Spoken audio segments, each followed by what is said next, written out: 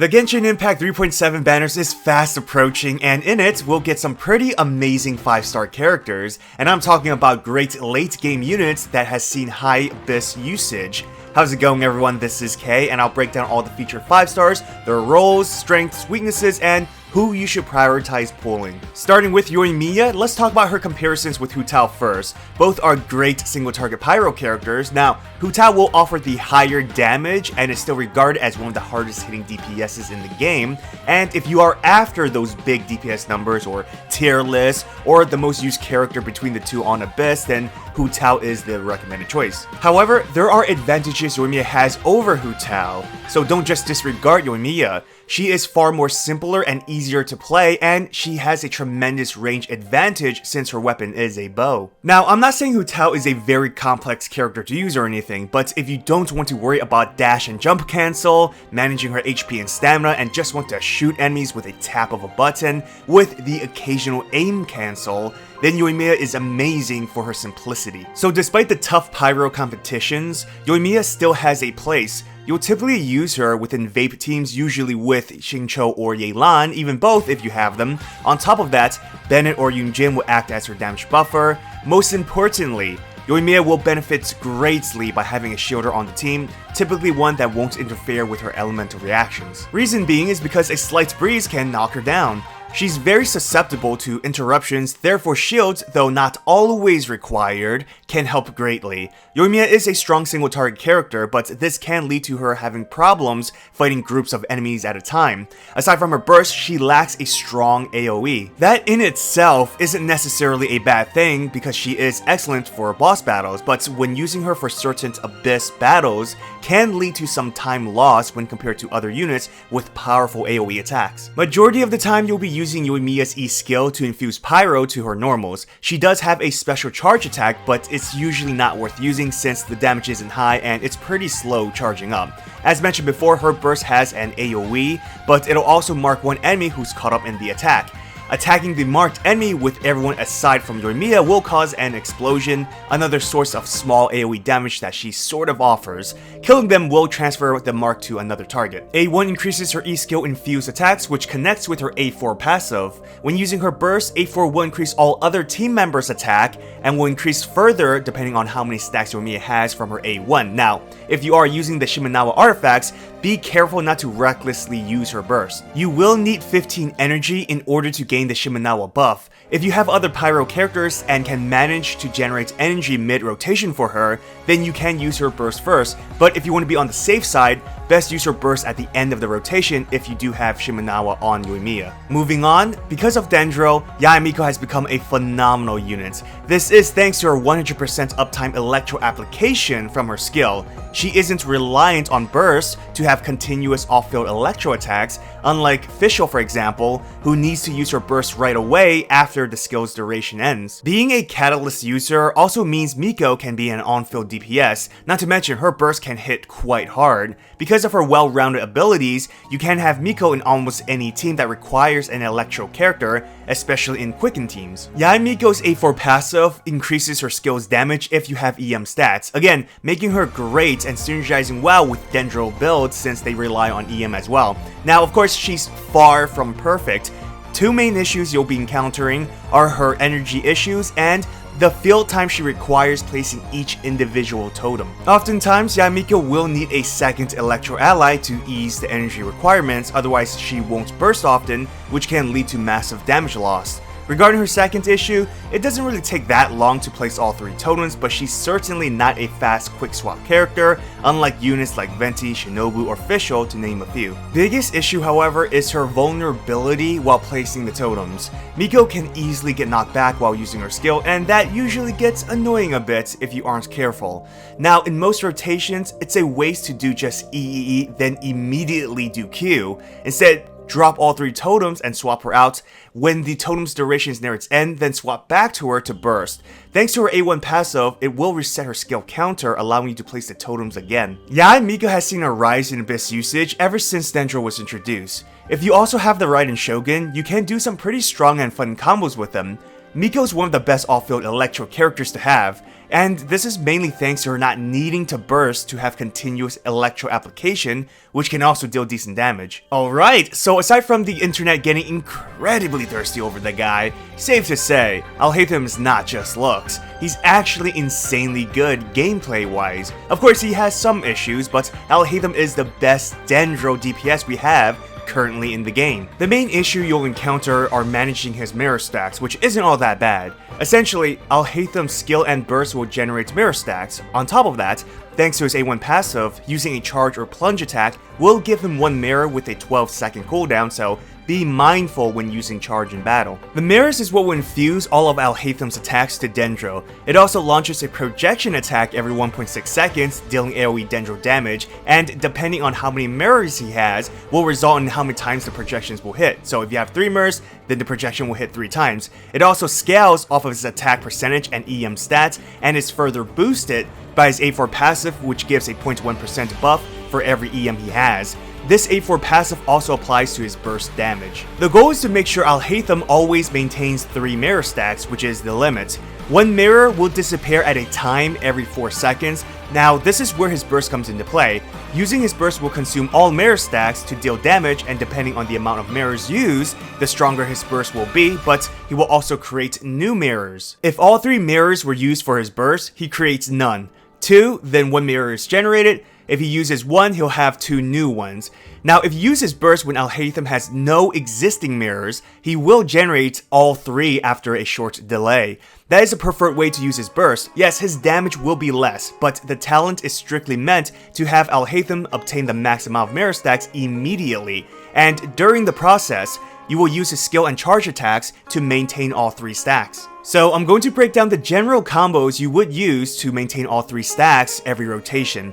Do your usual support / off-field abilities, and when it's Alhaitham's turn, use his burst. After he unleashes his burst, you will have 2 seconds before he generates the 3 mirrors. You can use him to attack, dealing physical damage, or you can even switch out to another character to drop a skill or something. Remember though, if you swap Alhaitham out in the middle of his burst, make sure to bring him back on the field before 2 seconds, because once his burst is finished, and if he's not on the field, you'll lose out on generating the mirrors. Once he has his mirrors, start normal attacking, and once 4 seconds are up, use his skill to replenish the mirror stack.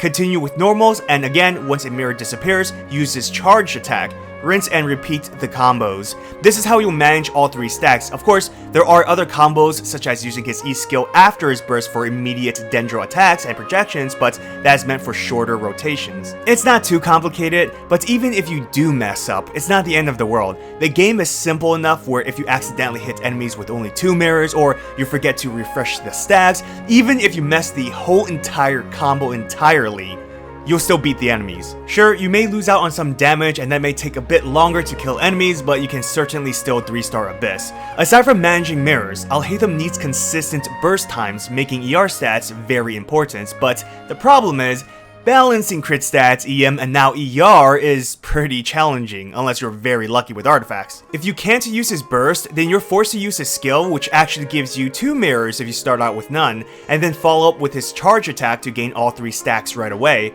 Rotations will be shorter and it'll be more difficult to maintain the stacks, which is why his burst is so important. Thankfully, you'll usually have a second Dendro character to help out with energy. Most iconic Dendro character would be Nahida, which everyone should consider getting. She's just too good not to have, especially with Alhaitham, who benefits greatly from her EM boost. The great Kazuha needs no introduction. He deals damage, offers crowd control, and is one of the best damage supporters in Genshin Impact. When swirling, his A4 passive will buff everyone's elemental damage based on whichever element was infused. The buff scaling is by 0.04% for every EM stat he has. What's amazing is that he can buff different elements at the same time, meaning if you're using a vape team for example, Kazuha can increase the elemental damage of both Pyro and Hydro. This is known as a double swirl. Keep in mind, there is a priority in terms of which elements will be absorbed by his talents. Pyro takes highest priority, then Hydro, Electro, and lastly Cryo. Now on top of the elemental damage boost, you'll use the Viridescence set on Kazuha, which shreds the elemental resistance of the element he swirled with,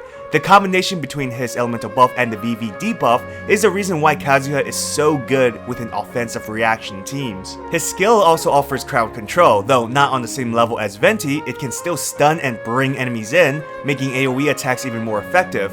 His skill has two actions, the pulling effect in which he launches himself up into the air, then the plunge attack. Holding the skill creates a larger AoE and is stronger than just tapping it, but it does take more time to charge up and has a 3-second longer cooldown. Now, I would recommend not neglecting Kazuha's normal attack talent even if you're going for an all EM build. Despite his skill and burst being the main kits, you'll lose out on plunge damage if it's not leveled up. Since you'll be using his skill a lot, you might as well just increase the damage. His burst is phenomenal for continuous AoE attacks and is meant to be infused with an enabling element. As an example, you want to infuse Hydro so you can create a water cyclone that will consistently apply Hydro to enemies so that your Pyro driver can vape. There are a few exceptions, of course. Example would be Child International, where his Hydro application is so fast, you want to use Kazuha to infuse Pyro for his burst instead. So thanks to his burst, Kazuha can act as an off-field secondary enabler. You typically want to build Kazuha with full EM. There's nothing wrong with having an animal crit build on him, but generally, Kazuha will out-damage a crit build if there are 2 or more enemies due to the amount of swirls he can trigger. Even if swirls lose out, the elemental damage buff he offers will result in higher overall team damage. Basically, build EM for better team damage or build crit for higher individual damage for Kazuha. There are 3 issues you'll experience with him. First, he needs EM main stat artifacts, which are among the lowest drop rates in the game. What's worse is that you need at least 2 5-star EM Viridescent sets, allowing at least 1 to be an offset. We all know how frustrating farming artifacts can be, and farming for EMs is a nightmare. Second problem is ER. You'll need to spam his burst often, so generally around 160% plus will be enough.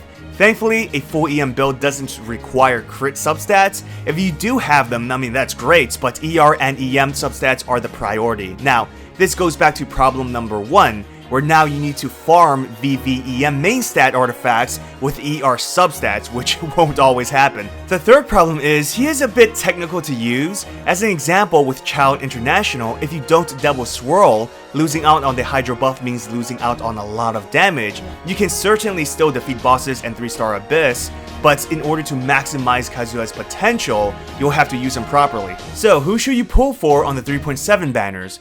Top priority is 100% Kazuha. He can do so many things and can fit into a lot of teams, even Dendro builds like Aggravate, Spread, Burgeon, and Hyperbloom. Remember, with his burst he can infuse a specific element that will constantly apply its aura on enemies over a large AoE. Meanwhile, his elemental buffs works with so many core elemental users. He can buff Electro for Aggravate, he can create an Electro or Hydro Cyclone for Hyperblooms, double swirl to enhance both Vape or Melt teams, and he can offer so much more. He's fairly easy to build as well in terms of stats. Just have EM and ER and you'll be good to go. Any other stats are bonuses. He has access to free-to-play weapons like the Umbrella or Iron Sting. He's a reliable CC character and can deal decent damage.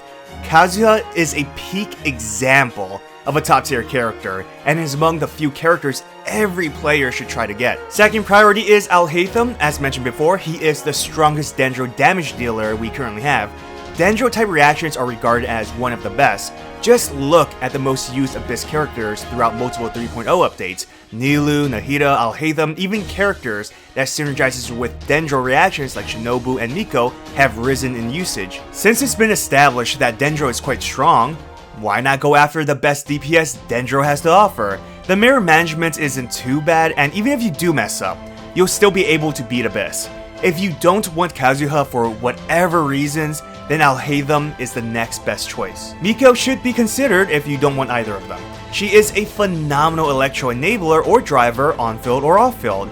Miko has some noticeable issues as mentioned before, her vulnerability and time when placing her E skill, that and her ER requirements, but her 100% uptime Electro application is Miko's greatest strength, to the point where her value in Abyss is greater than Fischl's. Now, I'm not saying one is better than the other, but for Abyss, there are at times when Fischl's burst may not be ready, especially when proceeding to the next floor, which affects her continuous Electro application, something Miko doesn't have to worry about. On top of that, her burst is quite strong.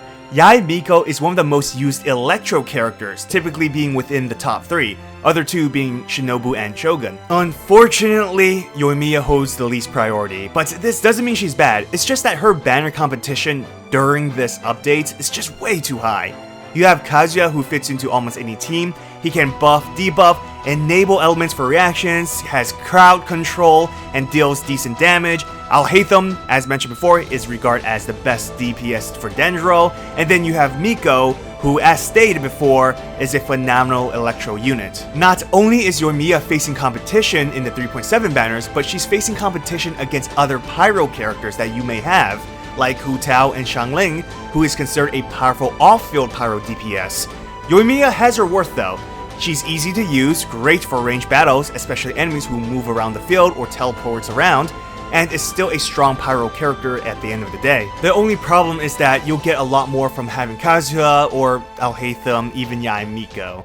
So if you like Yoimiya, definitely go for her, but comment down below to let me know who you're polling for on the 3.7 banners. Don't forget to hit that like button and subscribe to my channel for future Genshin Impact videos. Good luck on your polls everyone, till next time.